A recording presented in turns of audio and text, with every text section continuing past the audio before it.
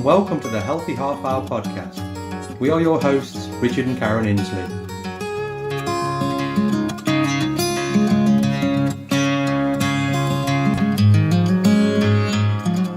The Healthy Half Hour podcast is your resource for all things healthy, and we will be discussing how to make nutrition, fitness and lifestyle choices work for you. We will be sharing our own personal insights along with research gathered from working in the health and fitness industry for the past 10 years. Our show is brought to you by the 7-Day Shred, which can be found at 7dayshred.com, and please feel free to visit our podcast website, which can be found at healthyhalfhourpodcast.com. And now on to today's show.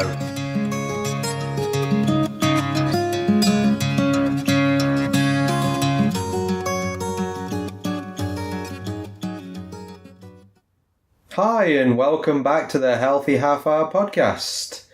It's been a couple of weeks again since we last sent one out, and just been kind of busy in the garden. Weather's been pretty good. Work's still busy for me. It will slow down soon as people start to go away through July and August. But no, just things rolling along. And I've been and taken my boot camps outdoors in the evening, still running my morning indoor boot camps, but it's just been nice to get outside, get some vitamin D, get some sunshine, fresh air, and hopefully some mosquitoes soon. No, we're trying to avoid those guys, and it's running between them fast. Yeah, it's been nice. It's been good to get outside, and there's some new people on board as well. So I've tried not to be too hard in the first week, or ease them in slowly and abuse them next time around. There was burpees on the first one though. Of course there was. First day, get them in. So with the podcast over the next couple of months, like we say, with summer, if you've looked at the website, you've seen that we're going to run an interview series. So we're lining interviews up with people, and we're just going to plod through those through the winter, and then we'll probably get through the summer. And then we'll probably, once the end of August, September comes around, we'll probably go back to a similar format to what we were doing before. Unless, of course, we get requests for more interviews, maybe. Yeah, maybe. Again, if you've got somebody who you maybe want us to interview, if we can get hold of them and they're interested, then again, especially in the health and fitness sphere that we're in. So, I mean, by all means, do drop us a line at the email address. And so today, my first interview, really, I'm going to interview Karen. Yay! Most of you, we always spoke about like Karen does nutrition, she does her boot camps and everything else. But one thing that Karen's been branching out to, and me with a certain amount, is corporate wellness. So over the last kind of 18 months, she's been working really hard in the background, just building up a business and getting to know more people and just doing lots of, what's the word I'm looking for? Networking, that's a good word. Yes. So like the networking in that sphere. So again, you mention corporate wellness to people and they normally kind of think, oh, well, that's just having a quick challenge at work, like a weight loss challenge, or everybody gets a pedometer.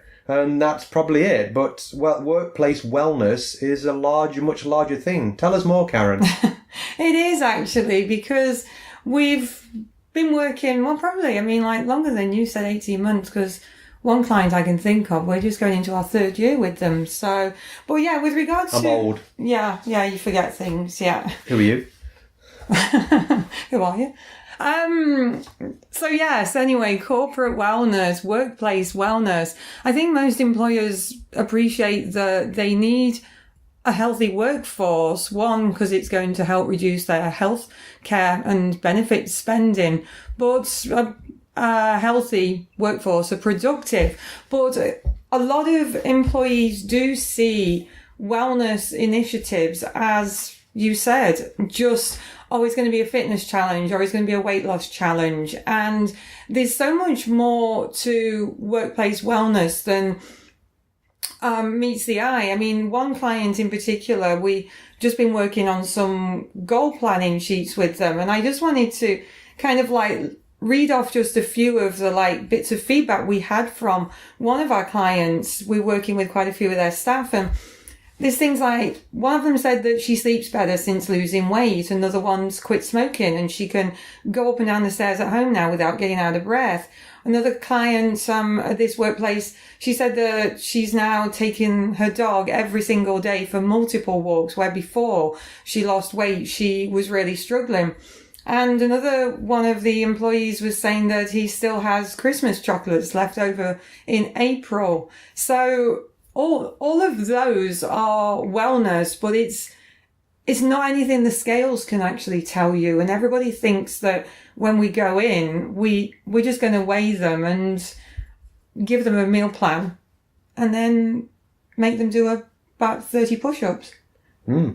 But that's, again, that from that point of view, you were saying, like, that sounds a lot like there are a lot of physical wellness things in there. But again, that's not the whole wellness sphere. So how what other sort of things can you do to help with wellness aside from people losing weight? Well, a lot of the work that I do, I go in and do lunch and learns or presentations addressing different topics. The two of us have developed a What is Wellness presentation that we take to employers, and it covers 8 different topics of wellness, and some of them can be anything from like sleep management, stress management, work-life balance, helping to juggle what you do at work with what you do at home, because they both impact each other.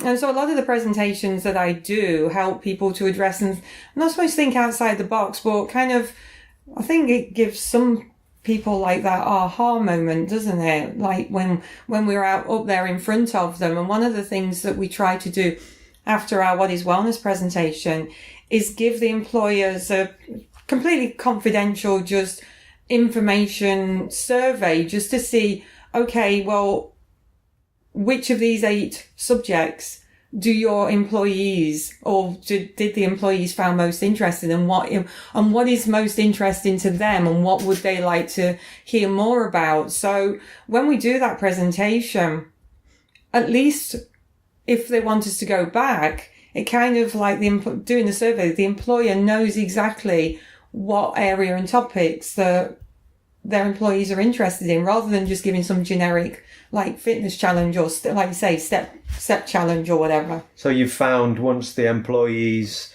pick a topic that you go back in with, you've got a better buy-in? Oh, you have, definitely, because a lot of the times people, when you ask them what they want from a wellness program, they don't actually know.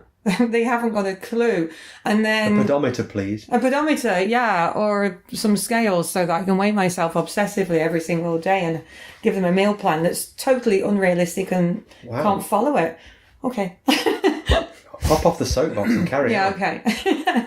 So at least with that presentation, yeah, you get more of a buy-in afterwards, because then you can go back with some core strategies and give the employees exactly what they actually want. And nutrition obviously is a lot of my key focus when it comes to clients. I do work with private clients outside of the workplace, but I also work with employees in the workplace too, providing coaching sessions as well. So that's addressing people who have chronic disease such as cancer, type 2 diabetes, high cholesterol, hypertension, hypoglycemia, and medical conditions that maybe we can help tackle and reduce meds and address through nutrition and fitness protocols. We're not, as we say all the time, we're not doctors, but there's a lot that nutrition can actually help you with. And so a lot of times you'll find that an employer might have a department that they're concerned about, or a specific member of their team that may have a subclinical or chronic disease, and they need more of a one-on-one health coaching with that particular employee. So the spectrum of wellness in the workplace is huge. I perform cooking demos. I did one at a school not long ago, and I'm going to be working in the city in a week's time, actually, doing another one actually in the workplace, which will be kind of neat. And we have worked, haven't we, with school divisions and other corporate clients doing Biggest Loser challenges, though. Oh, for sure, yeah. And the Biggest Loser is always an attraction, and sometimes it's a good starter for people. The thing is, one we've found with the Biggest Loser challenge is that they just can't go on for too long because people kind of lose focus very easily. And another thing we've found with clients is doing a team Biggest Loser challenge. So rather than individual, having having 2, 3 or teams of 4, say, people all, and it's a collective. So it's kind of people encourage other people then rather than, I don't care, it's only me. Now you've got other people to think about. So again, there's other different angles. And like Karen was saying, the one thing we've found with the presentation, with the 8 subjects that we present, that again, it gives people things to pick from, and sometimes things that people wouldn't even think about. The result. That's part of wellness. That's all part of the whole wellness sphere. And like I say, wellness isn't just diet and exercise. There's a whole lot of other things in there that go with it. And when it comes to the corporate clients, I mean, Richard will put my corporate website on the show notes, so you can go and check out everything else in a lot more detail. But it's important to make sure that the programs that we create are customized, but that we also evolve with our program as the stats present to us. So what I mean by that is we do fitness challenges, we do fitness health risk assessments, we also do nutrition coaching and counselling. But there was one client in particular, we started with them, and their industry was very physically demanding. It was shift work, lots of 24-hour permanent shifts that were rotated. So the employer was naturally concerned how the new shift working schedule would actually affect their employees. So they wanted to kind of get a base level, didn't they, of yes. where their fitness levels were, because this particular company, the employees were on their feet a lot of the time. Some of them, it was repetitive, the same repetitive movement, wasn't it, all the time? Yeah.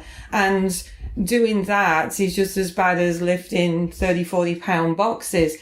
So initially with that particular client, we were doing a lot of fitness assessments and health risk assessments with them.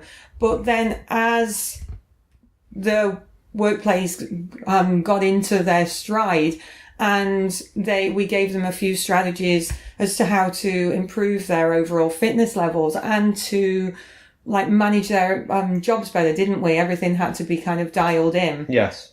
And then now they are kind of into a routine. Now we've kind of expanded it, and we've evolved, and now the employees are wanting more health coaching and work with them, helping them set goals. And we do this all the time, don't we? Since the shock of the shift change is now over, sort of thing, and people are more, like Karen says, more dialed in with just the work hours and how things are moving now. The shift for us changed too. So we kind of read the situation, spoke with our liaison in the management, and just suggested that we shift with it and move, like Karen says, more to a coaching style, and just kind of work with that as opposed to doing just the physical tests, because again, everybody's fitness seemed to improve that kind of had a buy-in with the course. There's always some attrition, as is always with these things, but again, most people did kind of tie in, and Karen again organises all this lot and takes all the reins. I just show up and look cool.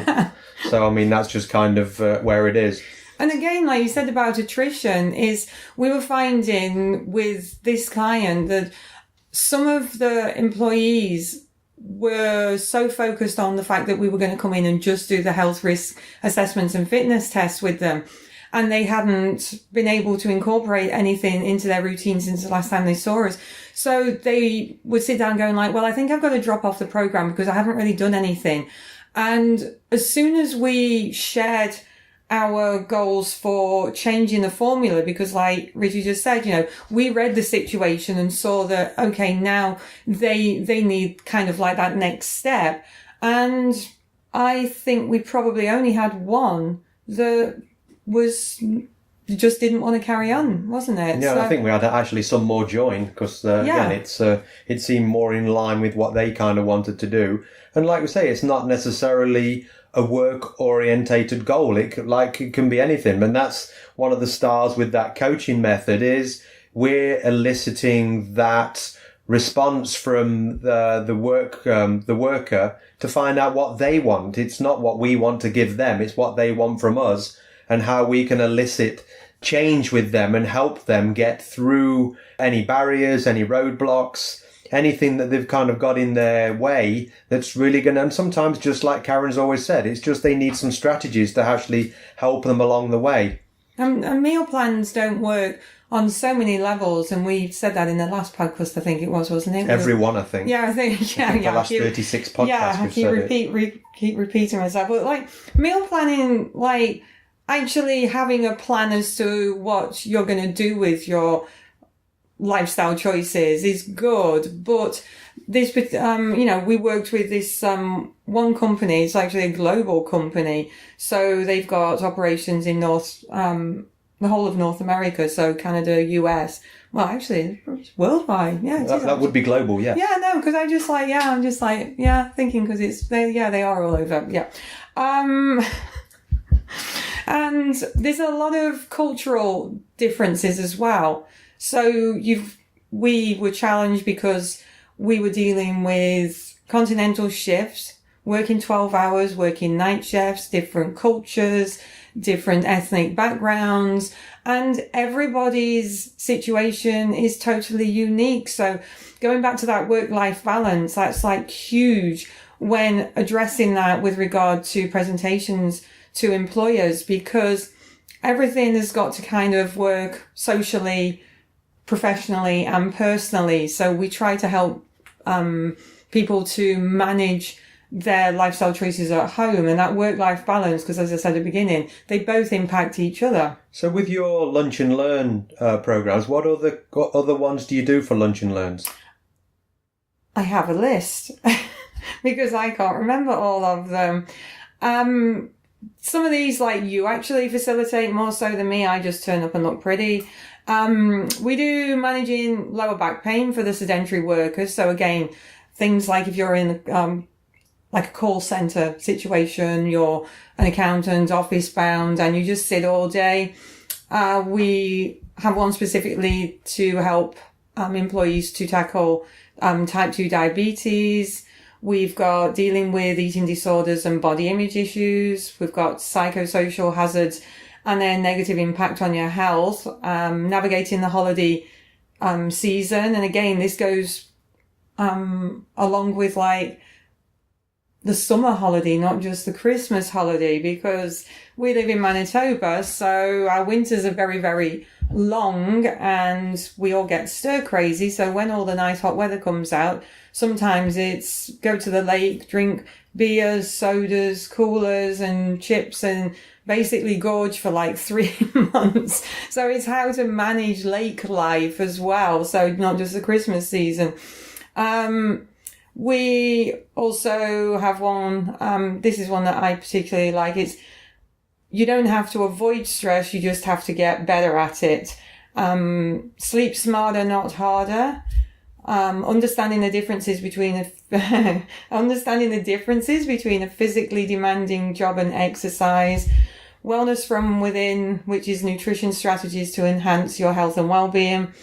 Maximize your minutes, nutritional and physical time management for the busy executive and business owner. And that particular presentation, I've just been recently awarded a contract with a local hospital division here in Winnipeg, and they want me to record a webinar for their employees, and they will get some credits for listening and watching the webinar. So, and the contact in the hospital division that messaged me, she actually is not medically or nurse workers, but they're the administrative side. So like she says, They have, again, a lot of sedentary work. They are exceptionally busy because I'm sure you can imagine, like, they're responsible for all the admin that goes along with the running the hospital. There's a lot of twisting and sitting and reaching and bending. So they are exceptionally busy. So this one, time management and nutrition management for the busy executive could be the business owner, or as this one for the hospital is going to be, it's going to be for those busy workers. So you have, well, right at the start of that long list, you threw in the word psychosocial. So what does that mean? Psychosocial hazards in the workplace are not physical hazards. They're the non-physical hazards that affect your mental health and your mental well-being.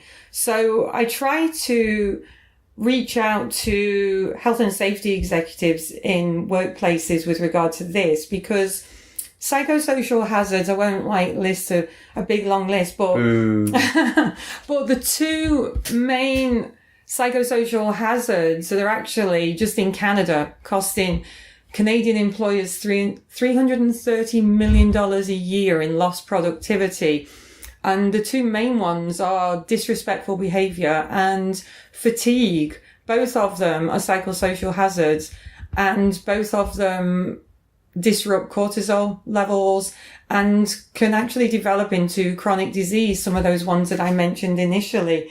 And again, looking at the mental health and mental well-being through the psychosocial hazards, and employers can have the best physical, chemical, biological health and safety training in the organization. But if your employee is not healthy from the inside out, I mean, if they've got physically demanding jobs or mentally demanding jobs, you don't want somebody that's tired, got brain fog, can't concentrate. And I mean, I see some of the workers here in winter, the hydro and the construction guys, and they're up they must have to wear clothes that restrict their movement, but some of them can be up hydro poles that are goodness knows how high and put themselves in risky situations. And yes, you need that physical, chemical, biological health and safety training, but if the worker's not healthy from the inside out, sometimes it's not that it's lost money, but you can get more bang for your buck and get a more healthier workforce if you address the psychosocial hazards as well. So with regard to the respect thing in the workplace, you're partnering with another person with this, aren't you? Yeah, I'm partnering with Jessica LaRusso from Powered Executive, and I'll get Richard to put her website details into the show notes as well. She'll be in for an interview soon. Yes, she will be. Yeah, she'll be talking about disrespectful behaviour in the workplace, because that's her little niche. And basically, we've got a program that we've created and put together and launched where we address the two main psychosocial hazards in the workplace, and how disrespectful behaviour in the workplace can actually lead to that cortisol dysregulation. And I just brought the picture up on my... I'm not in that we, by the way. No, that's me and Jessica. And just to list off a few, if you have disrespectful behaviour in the workplace, it can actually chronically elevate your cortisol levels for up to 4 hours after that altercation. Cortisol being the stress hormone. But yeah, because we did one on cortisol, didn't we? Somebody might have skipped that one though. Look, Yeah. So if you haven't listened to the one that we talk about cortisol, you need to go and listen to that one first. But chronically high levels of cortisol over a long period of time. And I'm sure that people listening to this, you've probably left a job not because of the job itself, but because of the people that you work with. And we've all worked with that one person that's a complete jerk or so rude to us. And chronically high levels of cortisol can develop into so many chronic diseases. It increases visceral fat around your organs, like your heart and your liver, your kidneys. It can actually decrease bone density, which will obviously increase your risk of injuries and musculoskeletal diseases. So some big words. And again, addressing that's why I think it's so important that the physical health and safety executives in the workplace should really tag this 2-hour workshop onto their training program, because fractures, injuries, MSDs, accidents, they can all be as a result of chronically high cortisol. What's an MSD, sweetheart? Musculoskeletal disease. Oh, I just said that, but I just shortened you're acronyming it. now. Yeah, I shortened it. I didn't even pick that up. Yeah. So you and Jessica go right over my head. Yeah. And again, high levels of cortisol. You get gut issues such as Crohn's, colitis, and even cancer. It affects mood swings and develops into anxiety and depression. And that disrespectful behaviour, again, as it affects your moods, then people become more irritable. There's more workplace bullying. Chronically high cortisol is key to nutrient deficiencies, poor sleep, chronic fatigue. It can develop into obesity and, again, obesity-related medical conditions such as high blood sugar and type 2 diabetes. So there's, like I say, when it comes to wellness, and hopefully I'm kind of like shedding some light on the fact that it really isn't just going in to the workplace and doing a step challenge or a Biggest Loser challenge. But I did actually have one client who we did some presentations for them, and they did have a really neat step counter challenge. They actually picked, I don't know whether it was Costa Rica or whatever, but they actually set a challenge for the employees to walk to Costa Rica. So not literally, because nobody can walk on water, but they actually, I can't remember whether it was Costa Rica, and they gave them a time frame. And I think they just did some incentives, and it was just something simple that everybody could do, but it just kind of gave a bit of a twist on like just a regular step count, and not, oh, you've got to do 10,000 steps today. It actually kind of gave people a little bit more incentive to maybe just go a little bit more above the call of duty. Interesting. Yeah.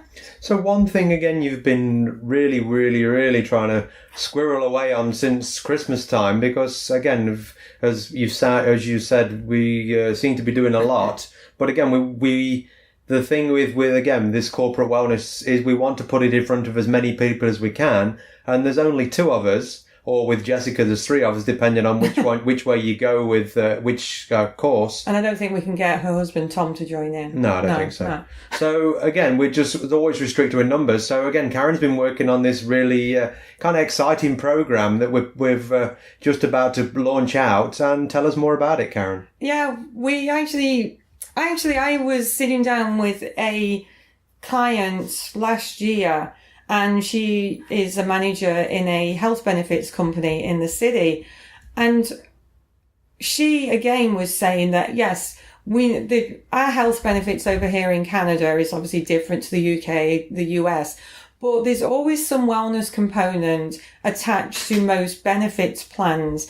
And to get us to go in and do workplace initiatives, do custom programs, and to do lunch and learns, employers understand the need for wellness in the organisation, but their wellness budget can get eaten up very, very quickly when you're using external providers such as ourselves or other external wellness providers.